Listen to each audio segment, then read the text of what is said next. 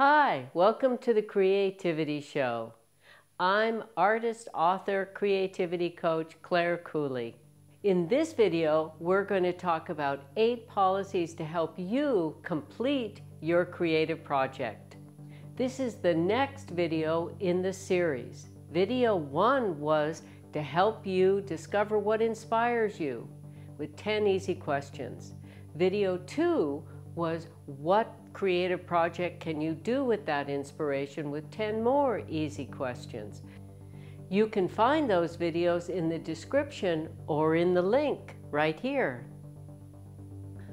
The 8 policies, the 8 F's I like to call them, as a way to help me remember this easy system that I hope helps you to finish your project. Find, figure, focus, function, feedback, finesse, finish, and fulfill. The 8 policies are all about peaceful productivity, manifesting your imagination, allowing your creative dreams to awaken. Now, I'd like to elaborate a little bit on each of the 8 policies. Number 8, find attitudes that help you succeed. My mantras will be shared in a link in the description. I appreciate any time I have to be creative, and I'm going to use this time positively. I will let no critical voice or self-doubt hold me back. I commit to completing what I begin. At this moment, I'd like to share Mama Bird with you. I committed in the beginning of falling in love with drawing and painting to complete anything I started. And thank goodness I did that, because while working on Mama Bird, I can remember being so annoyed at her that I said, "You look more like a pincushion than a bird." But because I had committed to completing, I finished it. And it's one of my favorite pieces, and many other people appreciate it as well. I collect mantras that have helped me to offer to my clients and other people to help them. When I come across a mantra that helps me, I write it down and I save it, hoping it will help me in the future and other people as well. If I'm having trouble, I go to that document and read my mantras. I would suggest that you find the words that help you stay positive and keep going, and keep them and have them close by for when you need them. Number 7, figure out how to set up to be peacefully productive. Anytime we spend organizing is well worth it.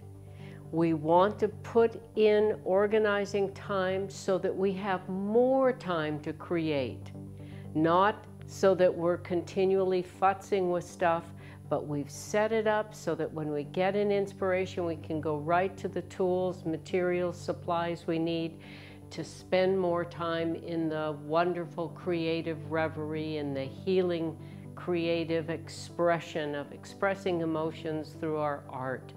We want to be there as much and as often as we can be, so organize your stuff so when you get that urge, you can just go to it.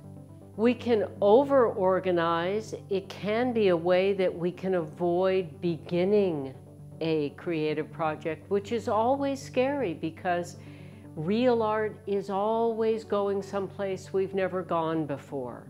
So organize enough to create more. Number 6, focus. However much time and materials we have, it can be enough. The only thing we know for certain is if we do not use that time, even if it's 5 minutes a day, we will never fulfill our creative ambitions. We will never reach our artistic potential. So if it's 5 minutes a day, all we have to do is put that time in consistently, and we will create good work and eventually great work. One of the greatest concerns I hear from people, my clients, artists, is they don't have enough time. I've shared this before, but it's worth sharing again. While driving up to a gallery in Seattle, Washington from San Francisco by myself to set up a show. I had a lot of time to think, and I did the calculation that 5 minutes a day was enough time, and that's all I had while I was taking care of my 2 nephews and my sickly mother by myself to put into my art. But 5 years later, I had a one-woman show. You can be 5 years older still complaining about not having enough time, or put 5 minutes a day into your work and have a show, and a performance, a reading, whatever you want to share, or just feel good about yourself because you did it. Number 5, function. Gather the resources, the tools, the skills, the supplies, and the assistance you need to create. We can look around us and find things to create with, no matter what our budget is. There's always beautiful natural things in any natural environment, and it's not about the stuff, it's about the spirit. So whatever you have to work with, use that to create with. The best dance skater I ever saw had skates that were duct taped on. They were so funky and old. Keith Jarrett once had a live performance on a really terrible piano that literally had keys that didn't work and couldn't be properly tuned, and it was his best-selling album because the constraint of that poor instrument caused him to go to a creative place to deal with it that made exceptional music. Sometimes the constraints can foster a creativity that we've never accessed before. So don't wait for the perfect materials, use what you have, and especially your spirit and your imagination. That's where great art comes from. Number 4, feedback. Get perspective from qualified, trusted person or persons. Be careful to make sure that who you show your work to or talk to about your ideas have no hidden agenda. Our creative spirits are our vulnerable, sensitive place, and that's why art moves people. And that's as it should be, but it's also a very vulnerable place. So make certain that the people you consult to help you get better, that's all they want to do, is help you get better. To help us identify who we should trust with our vulnerable, sensitive, creative spirit, what have they done? Who are they? Are they happy with their own ability to manifest their tender dreams? Or are they frustrated? I once had a man come up to me at a party I'd never met before, and he said, "You've done so much, you must know what it's like to fail." And I said, "We look at life very differently, you and I, apparently, because I've never failed. I learn from everything I do, so that's not failure. Whether something came out the way I imagined it would or thought I wanted it to, that's a whole nother category. But if we keep learning, expanding, growing our confidence, how could that be a failure?" Number 3, finesse. Refine, improve, enhance.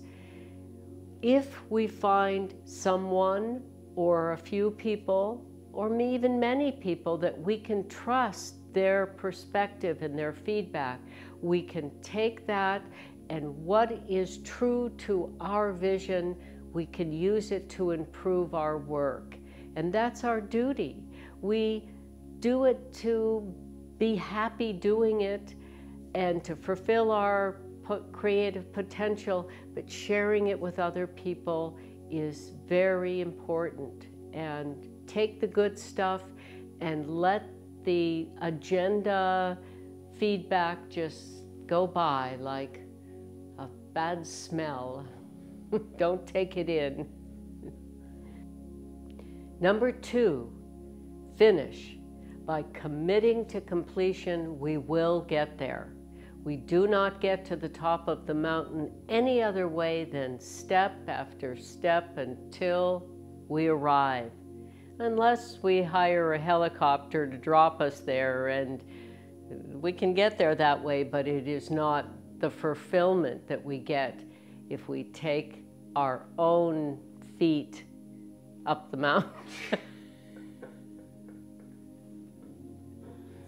All right, I'm out. Okay. The fulfillment we get by carrying ourselves up the mountain is the great stuff.